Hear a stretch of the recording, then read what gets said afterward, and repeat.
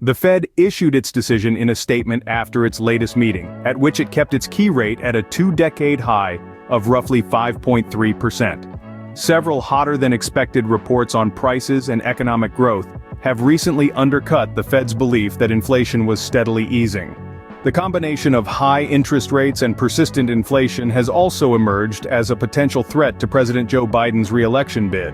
In recent months, Chair Jerome Powell said at a news conference, inflation has shown a lack of further progress toward our 2% objective. It is likely that gaining greater confidence, he added, will take longer than previously expected.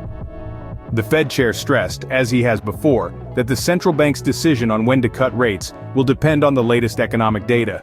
But he struck a note of optimism, saying, "My expectation is that over the course of this year we will see inflation move back down."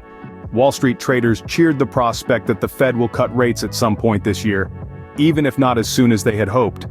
Share prices surged and yields fell during Powell's news conference, with stock indexes all rising more than 1%.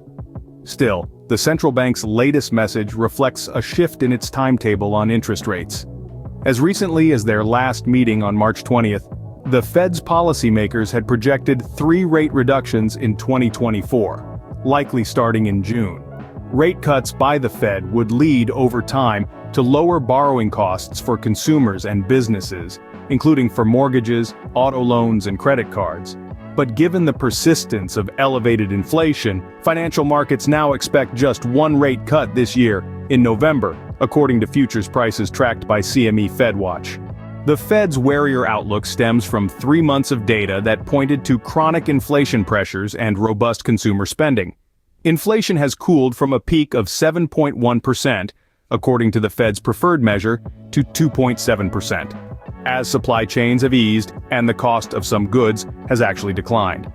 Average prices, though, remain well above their pre-pandemic levels, and the costs of services ranging from apartment rents and healthcare to restaurant meals and auto insurance continue to surge. With the presidential election 6 months away, many Americans have expressed discontent with the economy, notably over the pace of price increases. The Fed is now allowing $95 billion of those securities to mature each month without replacing them. Its holdings have fallen to about $7.4 trillion, down from $8.9 trillion in June 2022, when it began reducing them. On Wednesday, the Fed said it would, in June, reduce its holdings at a slower pace and allow a total of $60 billion of bonds to run off each month. By cutting back its holdings, the Fed could contribute to keeping longer-term rates, including mortgage rates, higher than they would be otherwise. That's because, as it reduces its bond holdings, other buyers will have to buy the securities instead, and rates might have to rise to attract the needed buyers. The U.S. economy is healthier and hiring stronger than most economists thought it would be at this point. The unemployment rate has remained below 4% for more than 2 years, the longest such streak since the 1960s.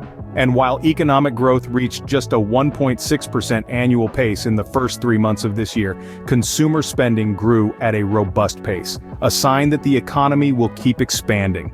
That economic strength has led some Fed officials to speculate that the current level of interest rates might not be high enough to have the cooling effect on the economy and inflation that they need, and that the policymakers might even need to switch back to rate increases. But at Wednesday's news conference, Powell sought to dispel such speculation, saying, "I think it's unlikely that the next policy rate move will be a hike."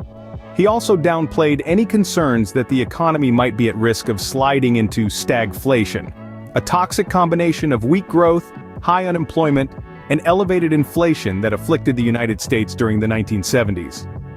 At this point, Powell doesn't see stagflation as a problem. Well, what do you think of Powell's decision today?